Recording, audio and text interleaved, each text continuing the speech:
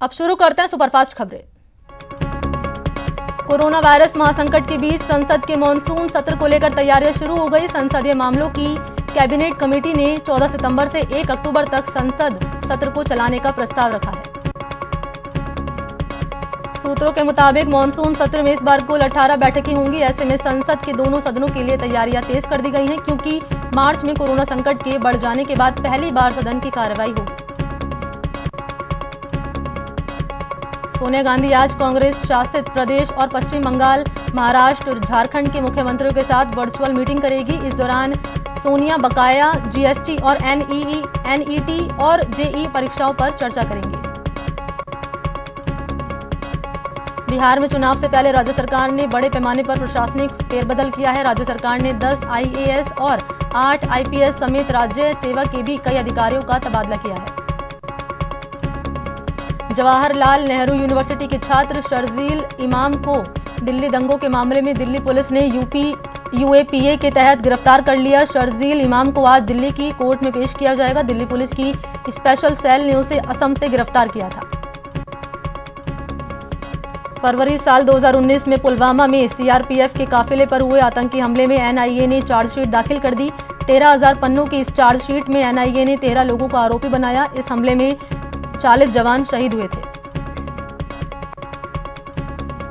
पुलवामा आतंकी हमले का मास्टरमाइंड जैश के सरगना मौलाना मसूद को बनाया गया है। चार्जशीट के मुताबिक हमले को अंजाम देने वाला आत्मघाती आतंकियों आदिल डार और उमर फारूक की धमाके से ही मौत हो गई थी। सुप्रीम कोर्ट ने केवल 5 लोगों के साथ मुहर्रम जुलूस निकालने की इजाजत फिलहाल नहीं दी है। याचिकाकर्ता की मांग है कि कोरोना संकट काल में सरकारी गाइडलाइन का पूरा ध्यान रखा जाएगा, जिसमें केवल 5 लोगों को ही शामिल किया जाएगा। वरिष्ठ वकील प्रशांत भूषण के खिलाफ अवमानना केस सुप्रीम कोर्ट ने फैसला सुनाया है। सीजेआई के अवमानना मामले में सुनवाई में भूषण ने माफी मांगने से इनकार कर दिया, जिसके बाद कोर्ट ने अपना फैसला सुरक्षित रखा। महाराष्ट्र के रायगढ़ बिल्डिंग हादसे में मरने वालों की संख्या 13 तक पहुंच गई, जबकि 8 लोगों को मलबे से सुरक्षित निकाला गया है। मलबे को हटाने का काम लगातार जारी है। 5 मंजिला इस बिल्डिंग में 41 फ्लैट थे, जिनमें 80 लोग रहते थे। 60 लोग पूरी तरह सुरक्षित बचाए जा चुके हैं। कोरोना महामारी के बीच केरल का प्रसिद्ध पद्मनाभस्वामी मंदिर 5 महीनों के बाद आज से खुलने जा रहा है। मंदिर में प्रवेश करने को लेकर सख्त नियम बनाए गए, जिसका पालन हर श्रद्धालुओं को करना होगा। सियासी संकट थमने के बाद आज गहलोत कैबिनेट की अहम बैठक होगी। सूत्रों के मुताबिक कैबिनेट की बैठक में नए पर्यटन नीति पर मुहर लग सकती है। इसके अलावा सेवा नियमों में संशोधन को भी कैबिनेट की मंजूरी मिल सकती है। कैबिनेट सचिवालय में सभी कैबिनेट मंत्रियों को बैठक में आने की सूचना भेज दी गई। जो मंत्री जयपुर से बाहर हैं, उन्हें भी कैबिनेट की बैठक में भाग लेने के लिए समय पर जयपुर पहुंचने के निर्देश दिए गए। कांग्रेस में नई टीम के चयन की कवायद तेज हो गई। नव नियुक्त प्रदेश प्रभारी अजय माकन इसी हफ्ते जयपुर आएंगे, जहां वो संभाग स्तर पर प्रमुख नेताओं से मुलाकात कर फीडबैक लेंगे। इसके साथ ही संगठन के नए स्वरूप और सरकार के कामकाज को लेकर मंथन करेंगे। बीएसपी से कांग्रेस में शामिल हुए 6 विधायकों के मामले में आज हाईकोर्ट में सुनवाई हुई। अधिवक्ता हेमंत नाहटा ने अपनी याचिका में विधानसभा में दलीय स्थिति परिवर्तन को चुनौती देने के साथ विधायकों को अयोग्य ठहराने की अपील की। बीजेपी ने प्रवक्ता और पैनलिस्ट की नई टीम का ऐलान किया। बीजेपी प्रदेश अध्यक्ष सतीश पूनिया के निर्देश पर नई टीम की घोषणा हुई। रामलाल शर्मा को प्रदेश मुख्य प्रवक्ता नियुक्त किया गया, वहीं अनीता बघेल और अभिषेक मटोरिया को प्रदेश प्रवक्ता नियुक्त किया गया है। बीजेपी ने गहलोत सरकार के खिलाफ पूरे प्रदेश में धरना प्रदर्शन का प्लान तैयार कर लिया। जनहित के मुद्दों को बीजेपी जनता के बीच लेकर जाएगी और सरकार की नाकामियों को उजागर करेगी। सीपीआईएम ने 11 सूत्रीय मांगों को लेकर आज सरकार के खिलाफ प्रदर्शन करेगी। देशव्यापी अभियान के तहत एसडीएम कार्यालयों का घेराव किया जाएगा। मंगलवार को कांग्रेस के राष्ट्रीय प्रवक्ता मोहन प्रकाश अलवर दौरे पर रहे, जहां उन्होंने सर्किट हाउस में कांग्रेस कार्यकर्ताओं से मुलाकात की। इसके बाद मोहन प्रकाश मीडिया से रूबरू हुए। अलवर सांसद बालकनाथ ने नाले में बहने से 2 भाइयों की मौत मामले में पीड़ित परिवार से मुलाकात कर शोक संतप्त परिवार को सांत्वना दी। सांसद ने कहा कि नगर परिषद के द्वारा नालों का पटाव नहीं करने से हादसे हो रहे हैं। अलवर में श्रम मंत्री टीकाराम जूली ने मंगलवार को सर्टिफिकेट हाउस में सोशल डिस्टेंसिंग की पालना करते हुए जनसुनवाई की। जनसुनवाई के दौरान आई 107 से ज्यादा लोगों की शिकायतों का तत्काल समाधान करने के निर्देश दिए।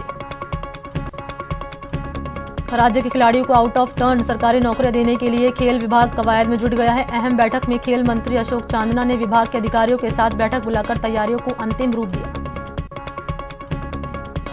भारत में अब तक कोरोना मरीज की संख्या 31 लाख के पार पहुंच गई। 57,542 लोगों की मौत हो गई। देश में एक्टिव केस की संख्या 7,10,000 है।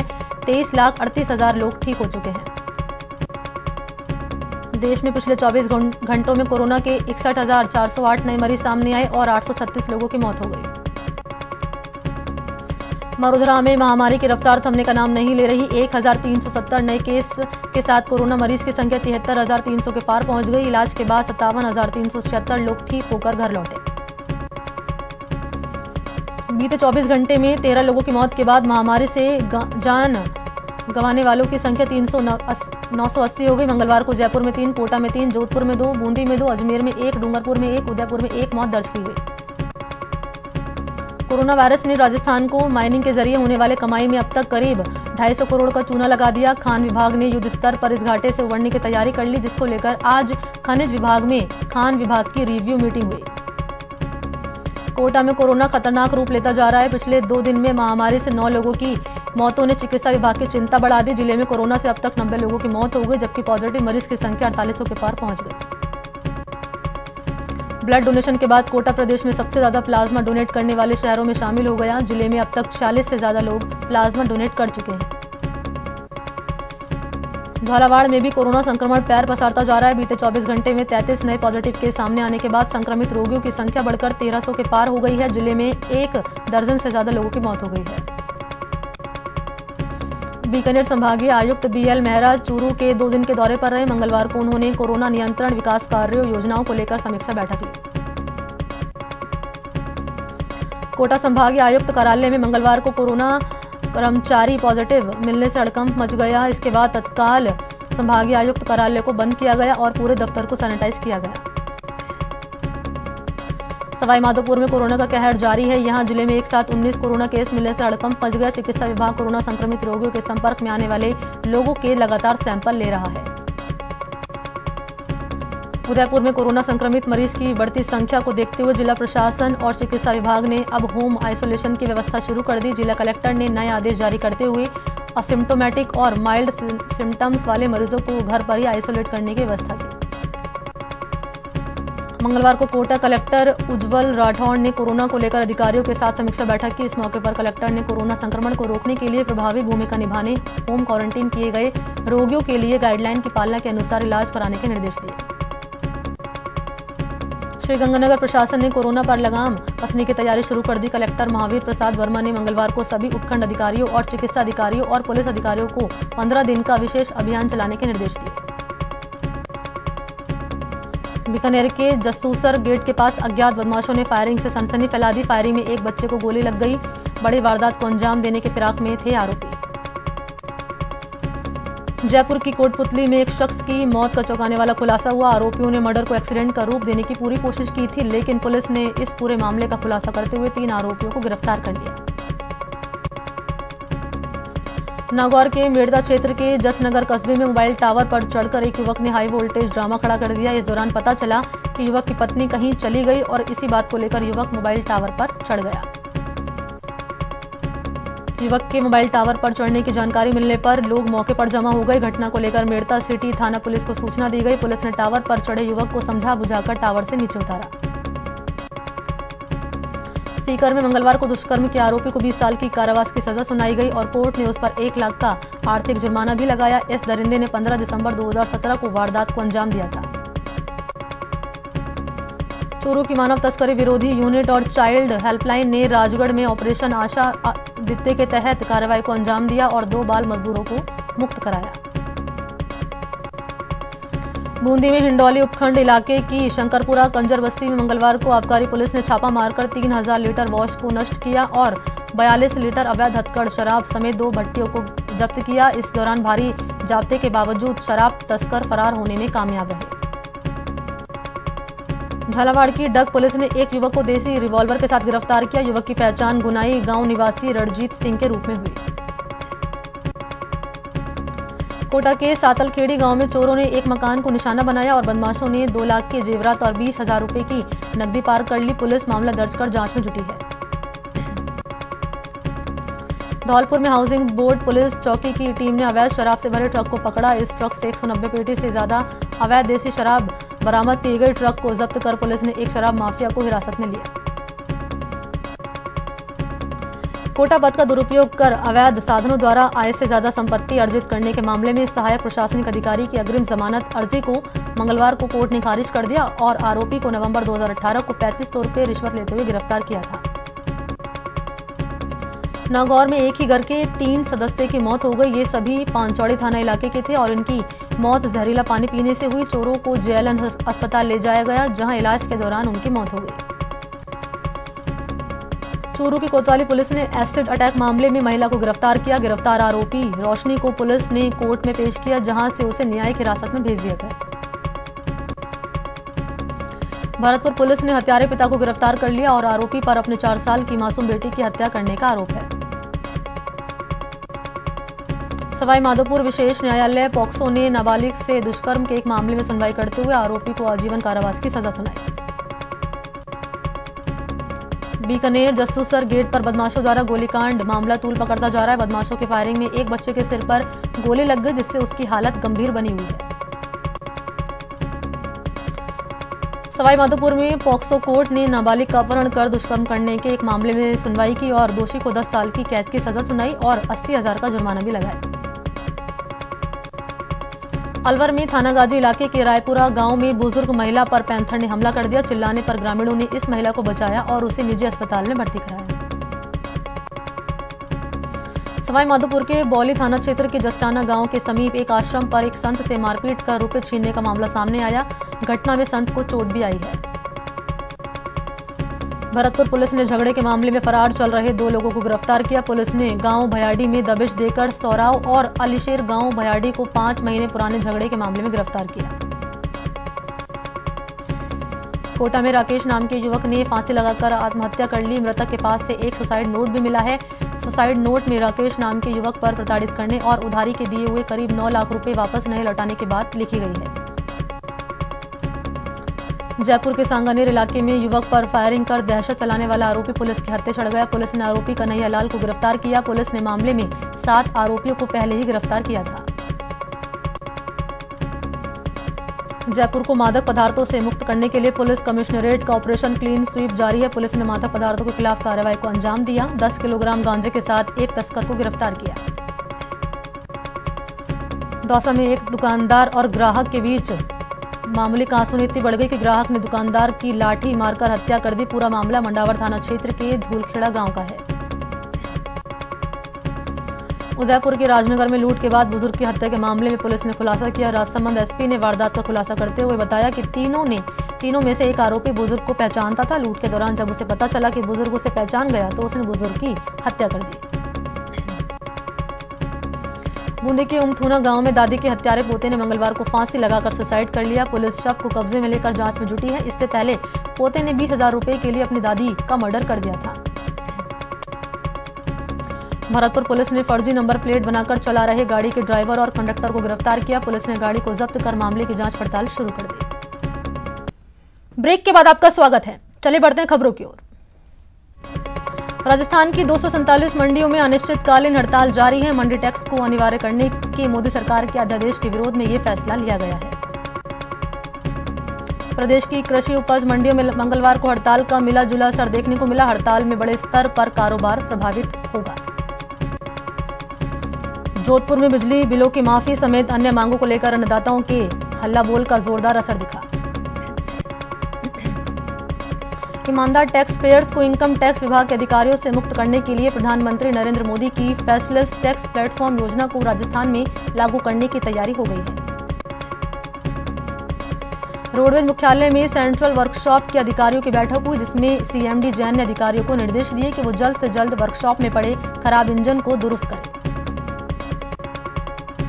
चूरू में बीजेपी कार्यकर्ताओं ने संभागीय आयुक्त का घेराव कर ज्ञापन सौंपा, जिसमें बीजेपी ने कोरोना जांच में अनियमितताओं का हवाला दिया। झुंझुनू में शहर में NUHM संविदाकर्मी ने प्रशासन के खिलाफ मोर्चा खोला और शोषण को लेकर सामूहिक अवकाश पर चले गए।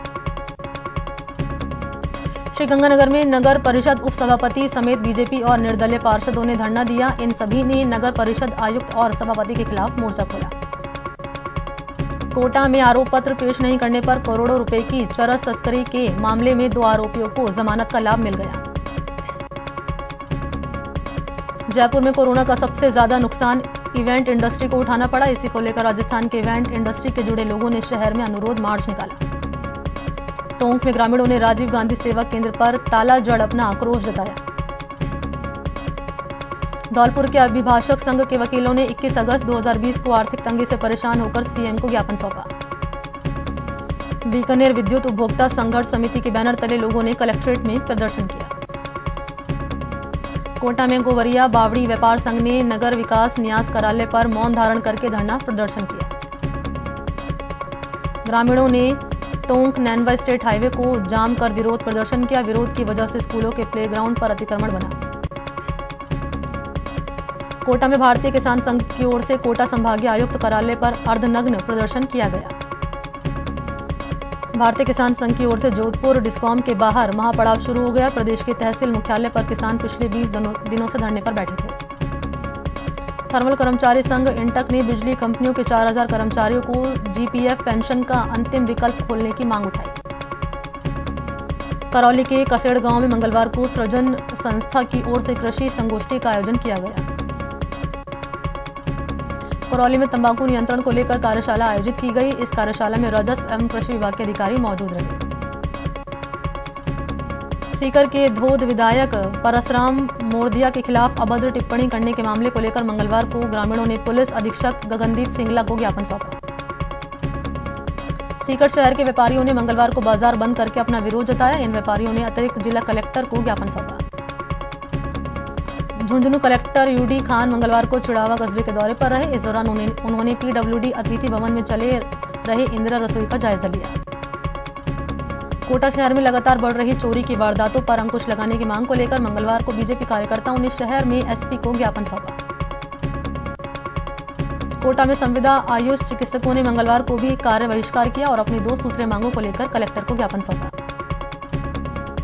भारतीय जनता युवा मोर्चा के कार्यकर्ता मंगलवार को दौसा कलेक्ट्रेट पहुंचे और युवा मोर्चा के जिलाध्यक्ष विक्रम सिंह डोई के नेतृत्व में कलेक्टर पीयूष सामरिया को ज्ञापन सौंपा। अलवर शहर के ऐतिहासिक घंटाघर का जीर्णोद्धार किया गया और 1 दशक से खराब पड़ी घड़ियों को बदला गया। पुष्कर के ब्रह्मा मंदिर में चल रहे विकास कार्यों को लेकर संभागीय आयुक्त आरुषि मलिक और कलेक्टर प्रकाश पुरोहित ने अहम बैठक ली। भरतपुर के डीग में बढ़ते कोरोना संक्रमण पर लगाम लगाने के उद्देश्य से प्रशासन ने जागरूकता अभियान चलाया। अलवर में आवारा जानवरों का आतंक है, जिसका खामियाजा आम जनता उठा रही है। सुशांत की साइकोलॉजिकल ऑटोप्सी और विसेरा रिपोर्ट्स का अध्ययन करने के लिए 4 डॉक्टरों की टीमों का गठन किया गया है। CBI टीम सुशांत के डॉक्टर और अन्य 3 साइकोलॉजिस्ट से भी पूछताछ कर सकती है। इंग्लैंड ने पाकिस्तान को 3 मैचों की सीरीज में 1-0 से पटकनी दे दी है। इंग्लैंड के अनुभवी तेज गेंदबाज जेम्स एंडरसन 600 विकेट लेने वाले दुनिया के पहले गेंदबाज बन गए हैं। लियोनेल मेसी 2 दशक बाद स्पेनिश क्लब बार्सिलोना छोड़ना चाहते हैं। फ्यूचर ग्रुप ने IPL एसोसिएट सेंट्रल स्पॉन्सरशिप से अपने हाथ पीछे खींच लिए हैं। सिक्किम के नामची में भारतीय फुटबॉल टीम के पूर्व कप्तान बाईचुंग भूटिया के नाम पर स्टेडियम का नाम रखा जाएगा। इसी के साथ इस बुलेटिन में इतना ही। नमस्कार।